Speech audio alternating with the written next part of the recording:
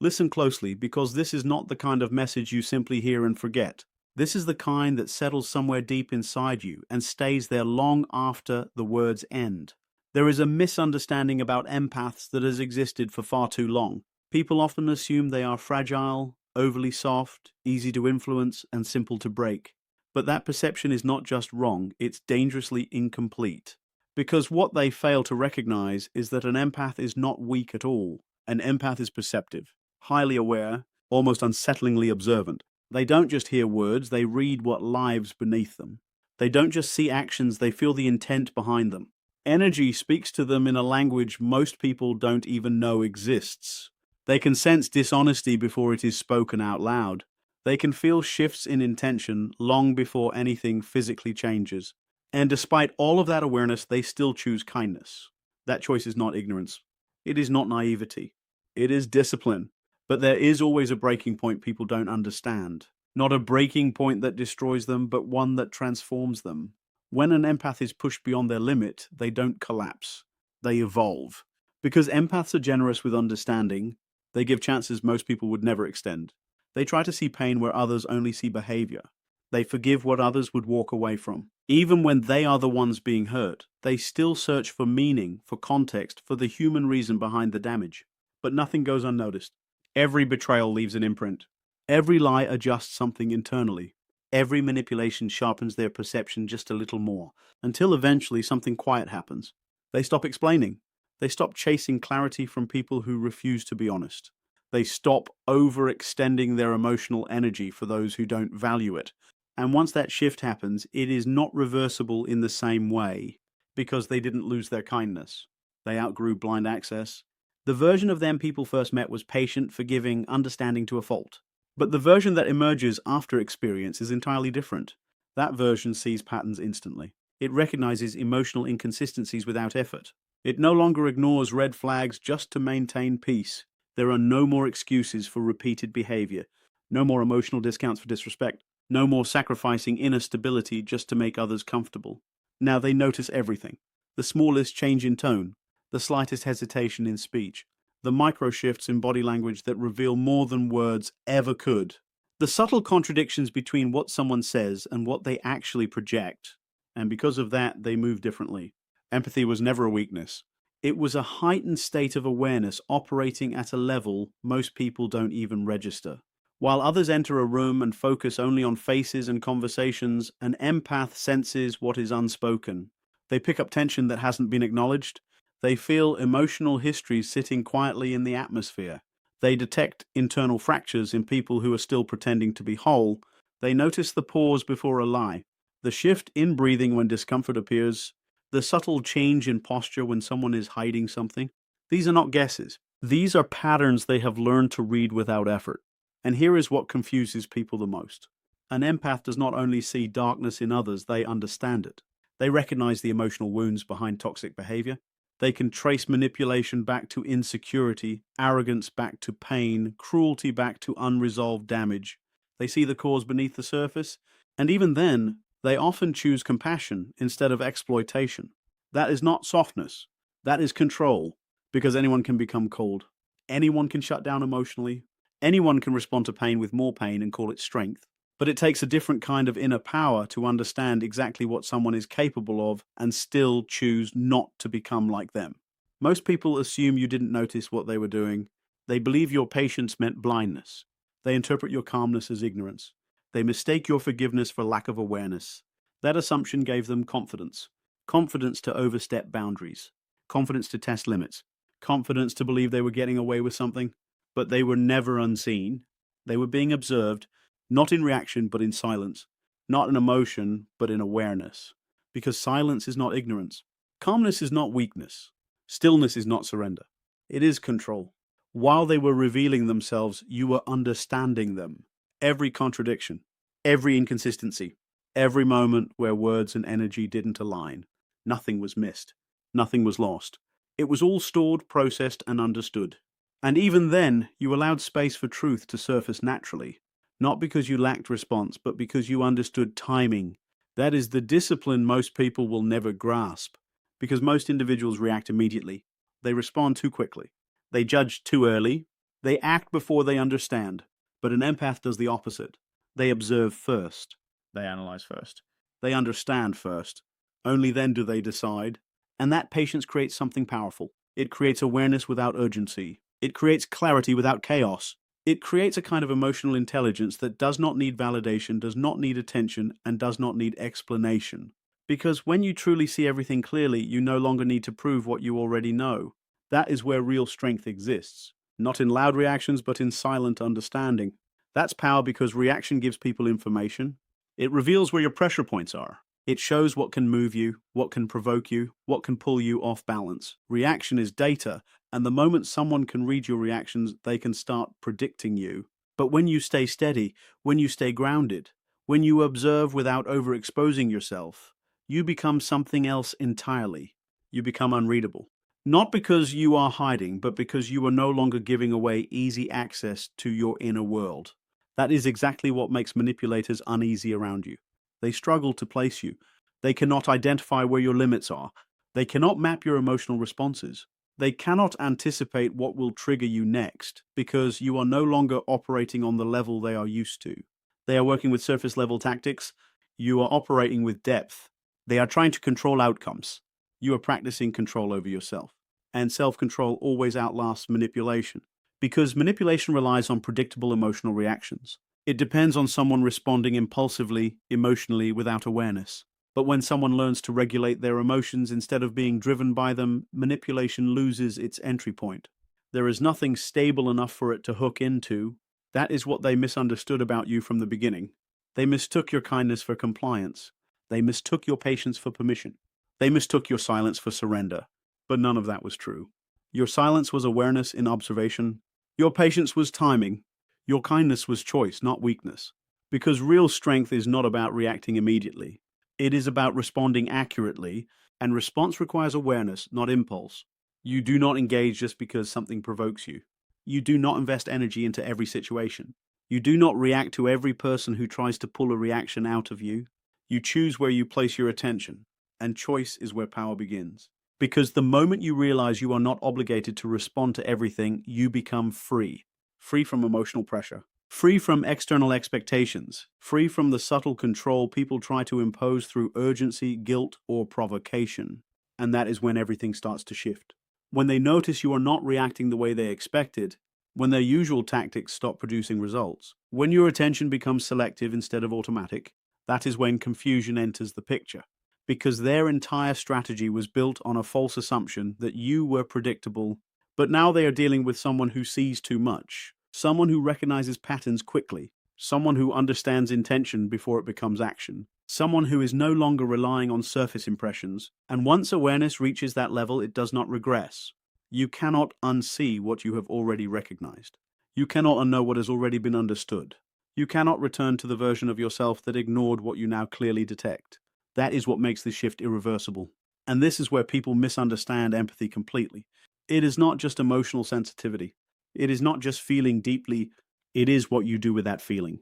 It is the discipline behind awareness. It is the restraint behind perception. Because anyone can feel, but very few can feel deeply, understand clearly, and still remain in control of themselves. That combination is rare, and it is powerful. Pain is where that transformation begins. Not because pain is meaningful in itself, but because it reveals what was already inside you. Every betrayal, every lie, every moment of being overlooked or misread, it was not random. It was shaping your perception whether you realized it or not. At first, pain feels like loss, like something is being stripped away from you. Trust, ease, innocence, the ability to see people without hesitation, and that part is real. Something does get taken, but something else is being built at the same time. Something sharper, more aware, more precise, more observant. You did not just experience pain, you processed it, you analyzed it, you learned it. You started recognizing its patterns until it became familiar enough to detect instantly in others. And that is what changes you. Not into someone cold or detached, but into someone calibrated. Because once you have been misled enough times, you stop taking everything at face value. You start noticing inconsistencies faster. You pick up contradictions earlier. You recognize when words and behavior are not aligned. Pain does not weaken awareness when it is understood. It strengthens it. It sharpens intuition. It refines perception. It upgrades the way you interpret people entirely, and that is the part most people do not expect. They assume pain makes you easier to manipulate, easier to control, easier to break. But when pain is processed instead of avoided, the opposite happens. You become more difficult to mislead, more difficult to influence, more difficult to reach through the same shallow methods that once worked.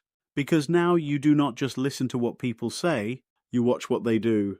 You begin to observe what people do instead of only listening to what they say. You start measuring consistency rather than promises. You track patterns over time, not isolated moments. And eventually you become aware of the space between intention and execution, the gap between what someone claims and what they actually follow through on. Once you see that gap clearly, you can't really unsee it. And that awareness changes how you relate to everything. Not into emotional distance, but into clarity. You stop attaching yourself to potential. You stop investing in words that don't have behavior to back them up. You stop giving unlimited access to people who haven't shown they can handle even limited responsibility for your trust. That is not bitterness. It is precision. Because pain teaches something most people overlook. Access is not automatic. It has to be earned. Not everyone deserves the same version of you. Not everyone deserves equal time, energy, or emotional presence. And once that understanding settles in, your entire internal structure shifts. Your standards rise without apology. Your tolerance for inconsistency drops. Your circle naturally becomes smaller but stronger, more stable, more aligned. You stop explaining yourself to people who are committed to misunderstanding you. You stop chasing those who are more consistent in their absence than in their presence. You stop investing energy into situations that drain you without contributing anything meaningful in return. From the outside, it might look like change, but internally it is alignment. Alignment with truth. Alignment with awareness. Alignment with self-respect. Pain didn't politely suggest this shift, it forced it. It pushed you to a point where staying the same became more painful than evolving. And that is usually where real transformation begins. Not in comfort, not in certainty, but under pressure. In those moments where you realize that repeating the same emotional patterns will only lead to the same outcomes, something inside you is required to adjust. You have to evolve your response. You have to refine your reactions. You have to become someone who doesn't just feel deeply, but also protects that depth intelligently. Because feeling deeply without boundaries leads to depletion. It leads to exhaustion. It leads to self-abandonment. But feeling deeply with awareness and structure, that becomes something entirely different. That becomes control. That becomes stability. That becomes evolution. And evolution always involves release. You release the version of yourself that tolerated too much. You release the version that ignored clear warning signs. You release the version that gave endlessly without recognizing imbalance. And even though that release is uncomfortable, it creates space for something more refined to emerge, something that doesn't collapse under emotional pressure, but adjusts, recalibrates, and continues forward. Now, when pressure shows up, you don't immediately break or react. You assess. You pause internally. You interpret what is actually happening instead of what it appears to be. You respond with intention instead of impulse. That is what pain builds when it is processed rather than avoided. It creates a filter, a system, a heightened awareness that most people never develop because they spend their entire lives avoiding discomfort instead of learning from it. But you didn't avoid it. You went through it, and going through it changed your relationship with it. You stopped fearing it. You started understanding it. And once something is understood deeply enough, it loses its ability to control you. That is why things that once affected you the most don't land the same way anymore. Not because you've become numb, but because you've become aware. You see what is behind behavior. You see what drives actions. You see the difference between authenticity and performance. And that kind of vision protects you. It prevents repetition. It stops cycles from looping endlessly. It keeps you from giving the same emotional access to the same patterns of people. It shifts you out of emotional repetition and into forward movement. That is transformation. Not becoming someone completely different, but becoming a more accurate version of yourself, without illusion, without distortion, without unnecessary emotional attachment to what no longer aligns. And once that transformation stabilizes, it doesn't reverse. You don't go back to being unaware. You don't go back to ignoring what you now recognize. You don't go back to giving the same access without understanding the cost, because now you understand the cost. And awareness like that changes everything. The most misunderstood form of power is not loud. It is not aggressive. It is not visible in obvious ways. It is distance. Not distance born from anger, but distance born from clarity. Because when you finally understand people, not superficially, but deeply, something fundamental shifts inside you. You stop reacting in ways they anticipate. You stop participating in dynamics that rely on your emotional availability. You stop reinforcing patterns that once kept you accessible in predictable ways. And that silence, that withdrawal, that change in presence, it communicates more than confrontation ever could. People are prepared for arguments. They prepare defenses. They rehearse explanations. They build justifications. They expect reaction, but they are rarely prepared for absence. They are not prepared for someone who sees everything and still chooses not to react. No explanations, no emotional performances, no chasing closure from people who were never offering honesty in the first place. Just a quiet withdrawal that communicates more than any argument ever could. Because when you detach, you don't just step away from a situation, you remove access to yourself. You take back your attention. You reclaim your energy. You withdraw your emotional reactions. And without those, the dynamic collapses on its own. That is why emotional detachment is often misunderstood. It is not coldness. It is control. It is not the suppression of feeling. It is the regulation of where feeling is allowed to be invested. It is the understanding that not every situation deserves your emotional involvement. Not every person deserves a response. Not every action deserves a reaction. And when you begin to operate from that awareness, everything becomes intentional. You stop reacting automatically. You stop engaging out of habit. You stop responding just because something tries to pull you in. Instead, you choose. And choice is where real power begins. Because most people live in reaction.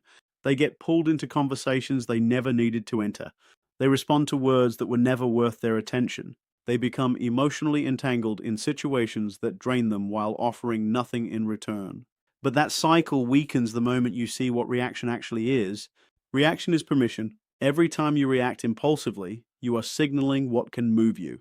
You are revealing what has access to your emotional state. You are showing others where your pressure points are without even realizing it. And once you understand that, you begin protecting your reactions the same way you would protect something valuable because they are. Your reactions are information. They expose what matters to you. They reveal what affects you.